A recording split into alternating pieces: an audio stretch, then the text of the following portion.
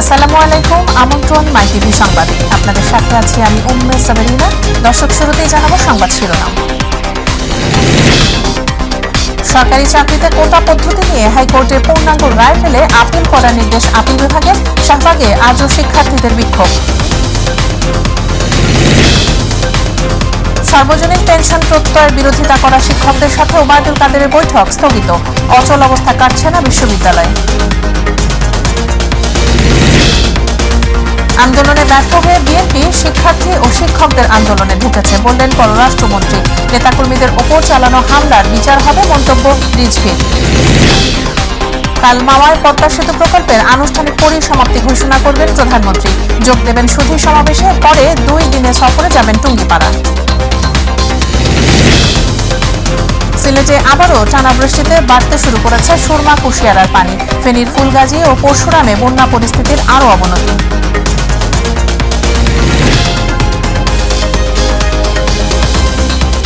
দর্শক, শুনছিলেন সংবাদ শিরোনাম, এবার বিস্তারিত।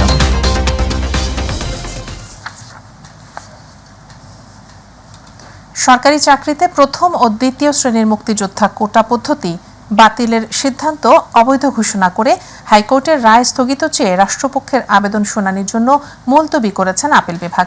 পাশাপাশি পূর্ণাঙ্গ রায় পাওয়ার পর কোটা নিয়ে নিয়মিত আপিল করার নির্দেশ দিয়েছেন সর্বোচ্চ আদালত। এদিকে কোটা পুনর্বহালের আদেশের বিরুদ্ধে টানা তৃতীয় দিনের মতো শাহবাগ মোড় অবরোধ করেন শিক্ষার্থীরা। নুসরাত শারমিনের রিপোর্ট। সরকারি চাকরিতে প্রথম ও দ্বিতীয় শ্রেণীর মুক্তিযোদ্ধা কোটা পদ্ধতি বাতিলের সিদ্ধান্ত অবৈধ ঘোষণা করে হাইকোর্টের রায় স্থগিত চেয়ে রাষ্ট্রপক্ষের আবেদন শুনানির জন্য মুলতবি করেছেন আপিল বিভাগ। পাশাপাশি পূর্ণাঙ্গ রায় পাওয়ার পর কোটা নিয়ে নিয়মিত আপিল করার নির্দেশ দিয়েছেন সর্বোচ্চ আদালত। এদিকে টানা চতুর্থ দিনের মতো বৈষম্য নিরসনে কোটা পদ্ধতি বাতিলের জন্য রাজপথে রয়েছে বিশ্ববিদ্যালয়ের শিক্ষার্থীরা। বেলা 11:30টায় শিক্ষার্থীরা ঢাকা বিশ্ববিদ্যালয়ের প্রতিটি হল থেকে আলাদা ব্যানারে বিশ্ববিদ্যালয়ের সেন্ট্রাল লাইব্রেরির সামনে জড়ো হন। সেখান থেকে মিছিল নিয়ে হলপাড়া ভিসি চত্বর টিএসসি হয়ে দুপুর 12:15টায় শাহবাগ মোড়ে অবস্থান নেন। বৈষম্যের কারণে যদি এই হারে মেধাবীরা চলে যেতে থাকে, একসময় এই দেশ উন্নত বাংলাদেশ হওয়ার যে আমরা স্বপ্ন দেখছি, সেই স্বপ্নে আমরা এগিয়ে যেতে পারবো না। ছাত্র সমাজ এখান থেকে যাবে যতক্ষণ পর্যন্ত তাদের দাবি আদায় না হচ্ছে। কর্মসূচির কারণে Farmgate Shahbag, Shahbag Paltan Moghbazar road, Shahbag science lab road এবং শাহবাগ বিশ্ববিদ্যালয়ের প্রবেশপথ বন্ধ হয়ে যায়। দাবি আদায় না হওয়া পর্যন্ত রাজপথে থেকে আন্দোলন আরও বেগবান করার হুঁশিয়ারি দেন বিক্ষোভকারীরা। আমাদের টাকা দরকার, আমাদেরকে বলে দেখ, সংসদ বলে দেখ যে তোমরা চলে যাও, আমরা আর এই বাংলাদেশের মেধাবীরা একটা ছাত্র এই বাংলাদেশে থাকবে না। যে পর্যন্ত এই ছাত্র সমাজের, এই সারা বাংলাদেশের মানুষের এই বৈষম্যমূলক এই কথা দূর না করা হবে, সে পর্যন্ত আন্দোলন চলবে। এছাড়া শনিবার বেলা 3টায় সব বিশ্ববিদ্যালয়ে বিক্ষোভ করবে কোটা বিরোধী শিক্ষার্থীরা। আর রবিবার ক্লাস ও পরীক্ষা বর্জনের ঘোষণা দিয়েছেন তারা। মেধাবী শিক্ষার্থীরা যেন বৈষম্যের শিকার না হয় এবং দেশ যেন মেধাশূন্য না হয়ে যায়, সে কারণে কিন্তু রাজপথে কোটা প্রথার বিরুদ্ধে আন্দোলন চলমান রয়েছে। শিক্ষার্থীদের দাবি, যতক্ষণ পর্যন্ত তাদের এই আন্দোলন ফলপ্রসূ না হবে এবং তাদের দাবি আদায় না হবে, ততক্ষণ পর্যন্ত কিন্তু তাদের এই আন্দোলন চলমান থাকবে। শাহবাগ কোটা আন্দোলন থেকে নুসরাত শারমিন, মাই টিভি, ঢাকা। সার্বজনীন পেনশন প্রত্যয় কর্মসূচি প্রজ্ঞাপন বাতিলের দাবিতে চতুর্থ দিনের মতো কর্মবিরতি পালন করছেন সারা দেশের বিশ্ববিদ্যালয়ের শিক্ষক, কর্মকর্তা, কর্মচারীরা।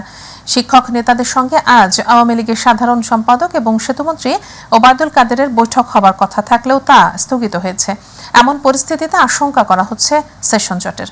আরও জানাচ্ছেন সাইদুর রহমান আবির। সর্বজনীন পেনশনের প্রত্যয় কর্মসূচির প্রজ্ঞাপন বাতিলের দাবিতে শিক্ষক, কর্মকর্তা, কর্মচারীদের একযোগে সর্বাত্মক কর্মবিরতিতে অচল হয়ে পড়েছে বিভিন্ন পাবলিক বিশ্ববিদ্যালয়ে। এমন পরিস্থিতিতে শিক্ষক নেতাদের সঙ্গে আজ আওয়ামী লীগের সাধারণ সম্পাদক, সড়ক পরিবহন ও সেতুমন্ত্রী ওবায়দুল কাদেরের যে বৈঠক হওয়ার কথা ছিল, তাও স্থগিত করা হয়েছে। আমাদের মাননীয় সড়ক যোগাযোগ ও সেতুমন্ত্রী জনাব ওবায়দুল কাদের সাহেব, যিনি আওয়ামী লীগের সাধারণ সম্পাদক, জাতীয় নেতা, ওনার সাথে আজ সকাল 11টায় আমাদের একটা বৈঠক হওয়ার কথা ছিল আমাদের প্রত্যয় স্কিম প্রত্যাহার, আমাদের সুপার গ্রেড এবং স্বতন্ত্র বেতন স্কেল নিয়ে। তো রাষ্ট্রীয় একটি কাজে উনি ব্যস্ত থাকাতে মাননীয় প্রধানমন্ত্রীর সাথে ওনার বৈঠক আছে বিদায়, জরুরি বৈঠক আছে বিদায় এই সভাটি স্থগিত করা হয়েছে। তো আমরা অচিরেই আশা করি আমরা ডাক পাবো। এদিকে শিক্ষকরা বলছেন অধিকার আদায়ে টানা আন্দোলনে বাধ্য হচ্ছেন তারা। অবিলম্বে প্রত্যয় স্কিম বাতিল করে বিশ্ববিদ্যালয় শিক্ষকদের জন্য স্বতন্ত্র বেতন স্কেল প্রবর্তন করার দাবিও জানান আন্দোলনরত শিক্ষকরা। চতুর্থ দিন চলছে আমাদের সর্বাত্মক কর্মবিরতির এবং এটি চলবে যতক্ষণ পর্যন্ত কোনো যৌক্তিক সমাধান বা ইতিবাচক ফল না আসবে ততক্ষণ পর্যন্ত আমাদের এই আন্দোলন চলবে। সমাজের যে বিদ্যমান যে চলমান যে ধারণা আছে বা গ্রেডিং সিস্টেম আছে তার সাথে সামঞ্জস্য রেখেই আমরা ক্রমান্বয়ে অগ্রসর হব। টানা 4 দিন ধরে সর্বাত্মক কর্মবিরতি পালন করছেন শিক্ষকরা। এতে বিশ্ববিদ্যালয়ের ক্লাস, পরীক্ষা ও দাপ্তরিক কার্যক্রম সবই বন্ধ রয়েছে। আশঙ্কা করা হচ্ছে সেশন জটের। সাইদুর রহমান আবির, মাই টিভি, ঢাকা। পররাষ্ট্রমন্ত্রী ডক্টর হাসান মাহমুদ বলেছেন, আন্দোলনে ব্যর্থ হয়ে বিএনপি কোটা নিয়ে শিক্ষার্থীদের ও সর্বজনীন পেনশন নিয়ে শিক্ষকদের আন্দোলনে ঢুকেছে। রাজধানী তোপখানা রোডে জাতীয় প্রেস ক্লাবে আয়োজিত এক আলোচনা সভায় তিনি একথা বলেন। মন্ত্রী বলেন, আদালতের রায় আদালত হয়েই সমাধান করতে হবে। এ সময় সর্বজনীন পেনশন স্কিম প্রত্যয় নিয়ে শিক্ষকদের আন্দোলনের বিষয়ে তিনি বলেন, পেনশন ব্যবস্থা সবার জন্য করা হয়েছে, দ্রুত এর সমাধান হবে। ভারত থেকে আসার পর অনেক কথা আমরা শুনতে পাচ্ছি, মাননীয় প্রধানমন্ত্রী চীন থেকে আসার পর কি বলে সেটার জন্য আমি অপেক্ষা করছি। এরা আসলে জনগণকে বিভ্রান্ত করতে চায়। তো বিএনপিতে এখন তারেক ভূত, নিজেদের আন্দোলন করার কোনো ক্ষমতা নাই। যাদের কোনো কিছু করার থাকে না তারা হয় পরজীবী। বিএনপি এখন একটা পরজীবী রাজনৈতিক দলে রূপান্তরিত হয়েছে। জনগণের অধিকার খর্ব করতে সরকার আদালতকে ব্যবহার করছে বলে অভিযোগ করেছেন মাহমুদুর রহমান মান্না। রাজধানীতে এক কর্মসূচিতে তিনি মন্তব্য করেন। অন্যদিকে চিকিৎসাধীন নাটোরের বিএনপি আহ্বায়ক শহীদুল ইসলাম বাচ্চুকে দেখতে গিয়ে বিএনপি সিনিয়র যুগ্ম মহাসচিব রুহুল কবির রিজভী আহমেদ বলেন, শান্তিপূর্ণ কর্মসূচিতে হামলা ন্যাক্কারজনক। নেতাকর্মীদের ওপর চালানো হামলার একদিন বিচার হবে বলেও হুঁশিয়ারি দেন তিনি। মাহবুব সৈকত জানাচ্ছেন বিস্তারিত। বিএনপি চেয়ারপারসন বেগম খালেদা জিয়ার নিঃশর্ত মুক্তির দাবিতে আয়োজিত কর্মসূচি চলাকালীন দুর্বৃত্তদের হামলায় মারাত্মক আহত হন জেলা বিএনপির আহ্বায়ক শহীদুল ইসলাম সাচ্চু। কুপিয়ে তার ডান হাতের কবজি প্রায় বিচ্ছিন্ন করে ফেলে হামলাকারীরা। উন্নত চিকিৎসার জন্য আহত সাচ্চুকে নিয়ে আসা হয় রাজধানীর শেখ হাসিনা জাতীয় বার্ন এবং প্লাস্টিক সার্জারি ইনস্টিটিউটে। সেখানে তাকে দেখতে যান বিএনপির সিনিয়র যুগ্ম মহাসচিব রিজভী আহমেদ। এ সময় পরিবারের পক্ষ থেকে অভিযোগ করা হয়, তার মৃত্যু নিশ্চিত করার উদ্দেশ্য নিয়েই এ ধরনের আক্রমণ চালিয়েছে দুর্বৃত্তরা। আমার শোনামতে যেখানে প্রশাসন দাঁড়িয়েছিল দাঁড়ানো অবস্থায় এই কাজটা হয়েছে, প্রশাসন কিছু বলেনি বা কেউ বিভিন্ন প্রতিবাদও করেনি। হামলার জন্য স্থানীয় আওয়ামী লীগকে দায়ী করেন রুহুল কবির রিজভী আহমেদ। এই ধরনের একটি শান্তিপূর্ণ সমাবেশের উপর যে বর্বরোচিত হামলা করা হয়েছে, এই হামলা শুধু ন্যাক্কারজনক নয়, কাপুরুষোচিত নয়, এটি আওয়ামী লীগ যে একটি বর্বর দুঃশাসন কায়েম করেছে তার আরেকটি রক্তাক্ত উদাহরণ তৈরি করা। এদিকে জাতীয় প্রেস ক্লাবের সামনে এক প্রতিবাদ কর্মসূচিতে অংশ নিয়ে ক্ষমতাসীনদের কর্মকাণ্ডের সমালোচনা করেন বিএনপি নেতারা। সাধারণ মানুষের জীবনকে নিয়ে দয়া করে খেলবেন না।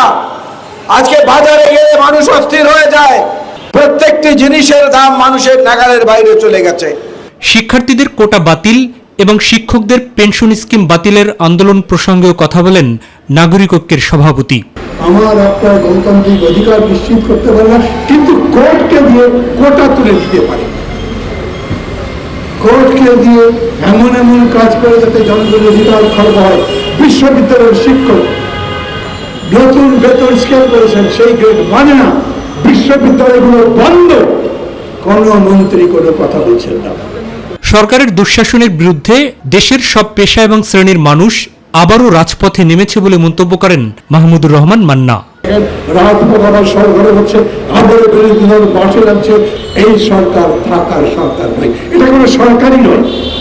মাহবুব সৈকত, মাই টিভি, ঢাকা। পদ্মা সেতু প্রকল্পের আনুষ্ঠানিক পরিসমাপ্তি ঘোষণা অনুষ্ঠানে যোগ দিতে কাল মাওয়া যাচ্ছেন প্রধানমন্ত্রী শেখ হাসিনা।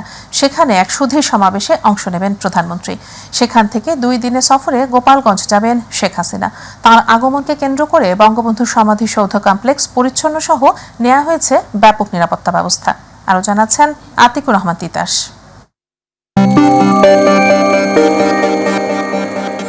আওয়ামী লীগ সরকারের সাহস ও দেশের অর্থনৈতিক সক্ষমতার প্রতীক স্বপ্নের পদ্মা সেতু। এটির উদ্বোধনের 2 বছরেই নিরবিচ্ছিন্ন যোগাযোগে বদলে গেছে দেশের দক্ষিণ ও দক্ষিণ পশ্চিমাঞ্চলের যাতায়াতের চিত্র।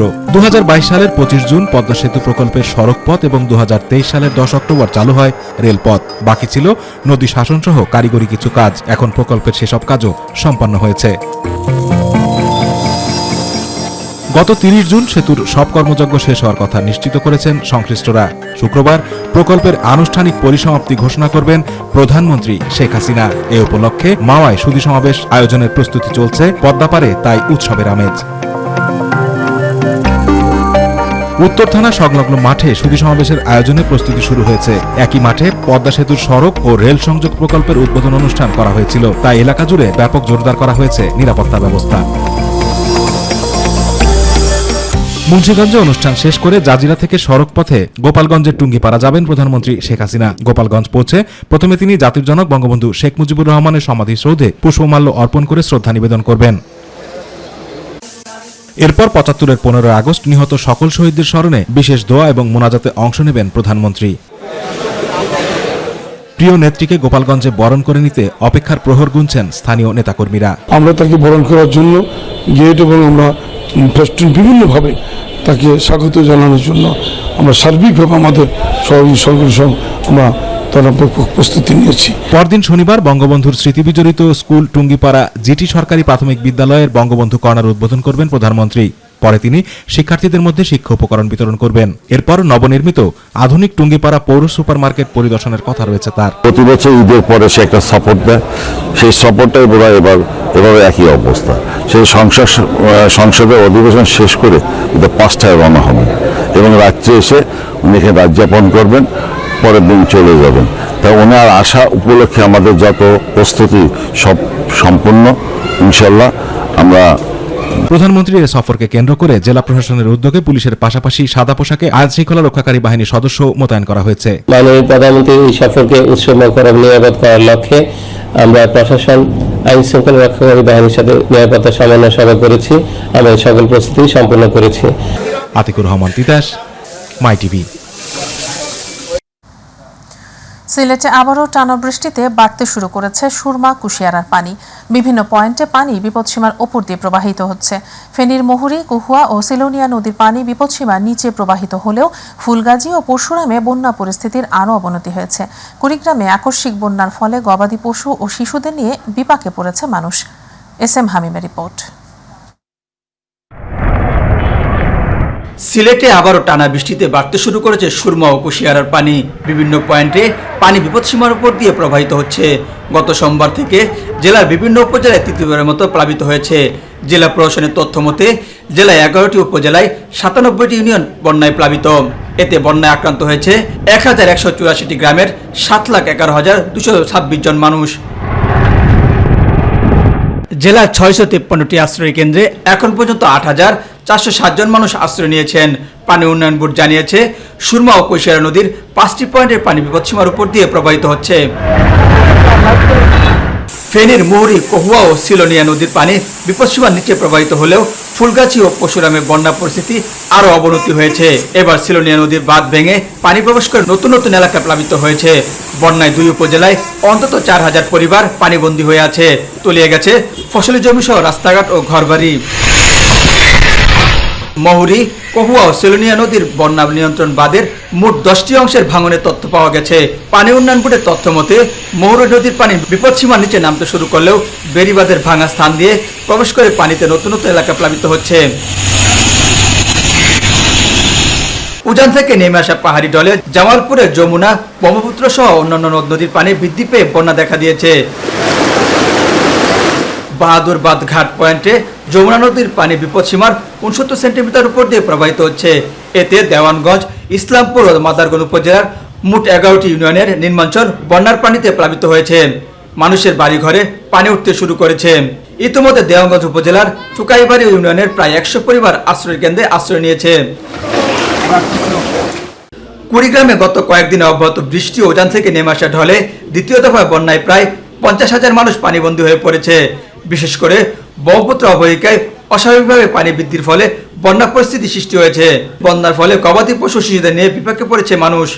গত 3 দিন ধরে পানি বাড়তেছে, ছেলে মেয়ে বউ বাচ্চা নিয়ে থাকা খুব কষ্টকর, রান্না বান্নাও করা যাচ্ছে না। ঘর পানি এত পানি চলে গেছে, অত কোনো মতে আগে বাড়ি একটা বস্তার মধ্যে আছে বসে থাকবে। গাইবান্ধার সবগুলো নদ নদীর পানি বৃদ্ধি পেয়ে বিপদসীমা ছুঁই করছে। এতে করে সুন্দরগঞ্জ, গাইবান্ধা সদর, সাঘাটা ও ফুলজুরি উপজেলার কমপক্ষে 10,000 নিচু বাড়িতে পানি উঠেছে। এদিকে বন্যার পানির স্রোতে সাঘাটা উপজেলার ভরতকালী ইউনিয়নের সাঁকো ভেঙে 22 গ্রামে বন্যা দেখা দিয়েছে। সিরাজগঞ্জের উজান থেকে নেমে আসা পাহাড়ি ঢল আর ভারী বৃষ্টিপাতে বেড়ে চলছে যমুনা নদীর পানি। গত 24 ঘন্টায় যমুনা পানি সদর হাট পয়েন্টে 46 সেন্টিমিটার পানি বৃদ্ধি পেয়ে বিপদসীমা অতিক্রম করেছে। এদিকে যমুনার পানি বেড়ে যাওয়ায় সদর, গাজীপুর, বেলকুচি, চৌহালি ও শাহজাদপুরে এই 5 উপজেলায় চরাঞ্চলের গ্রামগুলিতে ফসলের জমি প্লাবিত হতে শুরু করেছে। SM হামিম, মাই টিভি। ঢাকায় নিযুক্ত চীনের রাষ্ট্রদূত ইয়াও ওয়েন বলেছেন, তিস্তা মহাপরিকল্পনা প্রকল্পে ভারতের সঙ্গে একযোগে কাজ করতে রাজি আছে চীন। যে কোনো সিদ্ধান্তকে চীন সম্মান করে। এ প্রকল্প নিয়ে চীন প্রস্তাব দিয়েছিল, এখনও বাংলাদেশের সিদ্ধান্তের অপেক্ষায় রয়েছে তারা। সকালে কূটনীতিক সাংবাদিকদের সংগঠন ডিক্যাব আয়োজিত আলোচনা সভায় এসব কথা বলেন তিনি আরও বলেন, মিয়ানমারের অভ্যন্তরীণ সংঘাতের কারণে রোহিঙ্গা ইস্যু নিয়ে তৃতীয় পক্ষীয় আলোচনা সাময়িক বন্ধ রাখা হয়েছে। তবে গৃহযুদ্ধ থামিয়ে রোহিঙ্গা প্রত্যাবাসনের দ্বার উন্মুক্ত করার চেষ্টা করা হচ্ছে বলেও জানান চীনা রাষ্ট্রদূত।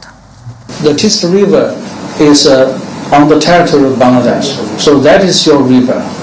So whatever project regarding Tista River is purely on Bangladesh side to make decision. আগামী 3 থেকে 4 দিনের মধ্যে বিদ্যুৎ পরিস্থিতির উন্নতি এবং চলতি মাসের মাঝামাঝি সময়ের মধ্যে গ্যাস সরবরাহ নিরবচ্ছিন্ন হবে বলে জানিয়েছেন বিদ্যুৎ, জ্বালানি ও খনিজ সম্পদ প্রতিমন্ত্রী নসরুল হামিদ। দুপুরে সচিবালয়ে নিজ মন্ত্রণালয়ে আয়োজিত ব্রিফিংয়ে সাংবাদিকদের প্রশ্নের জবাবে তিনি একথা বলেন। প্রতিমন্ত্রী আরও বলেন, ডলারের দামের তারতম্যের কারণে বিদ্যুতের উৎপাদন খরচ এবং বিক্রয় মূল্যের মধ্যে বড় একটা ব্যবধান রয়ে গেছে। প্রধানমন্ত্রী চীন সফরে মহেশখালীতে আরেকটি গ্যাস লাইন ও 2টি ভাসমান LNG করার জন্য চুক্তি হতে পারে বলেও জানান বিদ্যুৎ ও জ্বালানি প্রতিমন্ত্রী।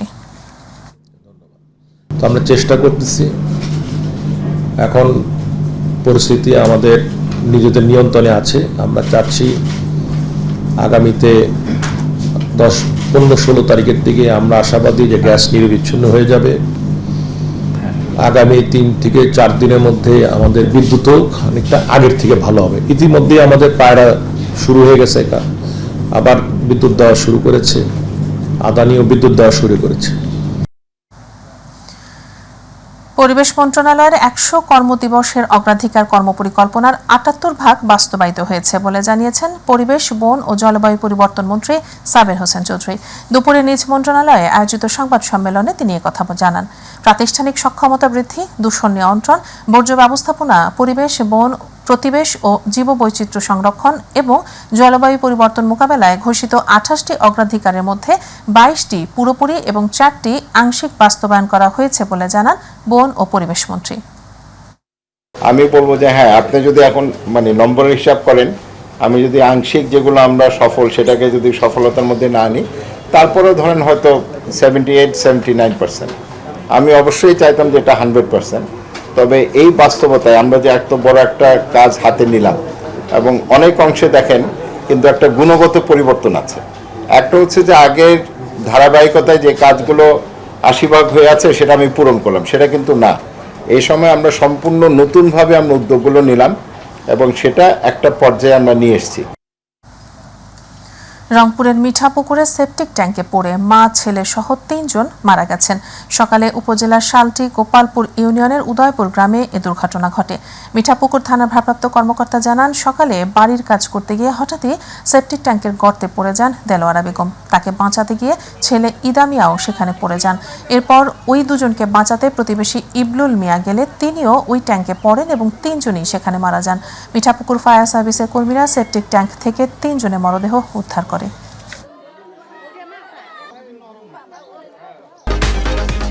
জাতির পিতা বঙ্গবন্ধু শেখ মুজিবুর রহমানকে হত্যার পর নানাভাবে মুক্তিযুদ্ধের ইতিহাস বিকৃত করার অপচেষ্টা হয়েছিল বলে জানিয়েছেন আইজিপি চৌধুরী আব্দুল্লাহ আল মামুন। তিনি বলেন, প্রধানমন্ত্রী শেখ হাসিনা তৎপরতায় মহান মুক্তিযুদ্ধের সঠিক ইতিহাস সংরক্ষণে বিভিন্ন উদ্যোগ গ্রহণ করা হয়। এরই একটি অন্যতম প্রচেষ্টা বাংলাদেশ পুলিশ মুক্তিযুদ্ধ জাদুঘর। দুপুরে রাজারবাগ পুলিশ লাইন্সে আয়োজিত সাবেক আইজিপি বীর মুক্তিযোদ্ধা আব্দুল খালেক আর্ট গ্যালারির উদ্বোধন অনুষ্ঠানে প্রধান অতিথির বক্তব্যে তিনি এসব কথা বলেন। আমাদের চরম দুর্ভাগ্য 1975-এর 15ই আগস্ট জাতির পিতা কতিপয় দুর্বৃত্তের নারকীয় তাণ্ডবে সপরিবারে শাহাদত বরণ করেন।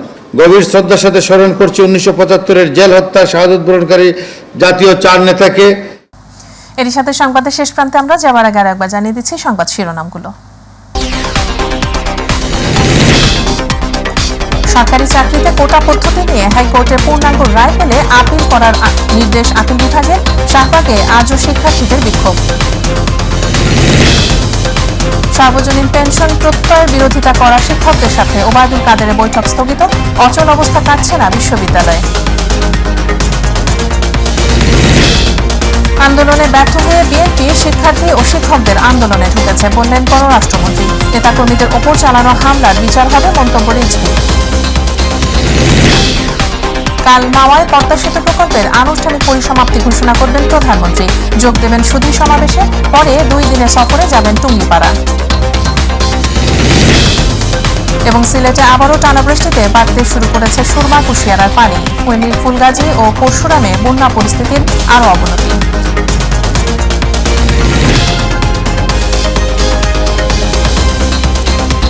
দর্শক, এই ছিল এখনকার সংবাদে। এছাড়া ইউটিউবে মাইটিভি সংবাদ পেতে ভিজিট করুন youtube/mytvb নিউজ এবং আমাদের অনুষ্ঠান পেতে ভিজিট করুন youtube/mytv বাংলা, facebook/mytv বাংলা। পরের সংবাদ রাত 9:30 দেখার আমন্ত্রণ জানিয়ে বিদায় নিচ্ছেন। এতক্ষণ সাথে থাকার জন্য ধন্যবাদ সবাইকে।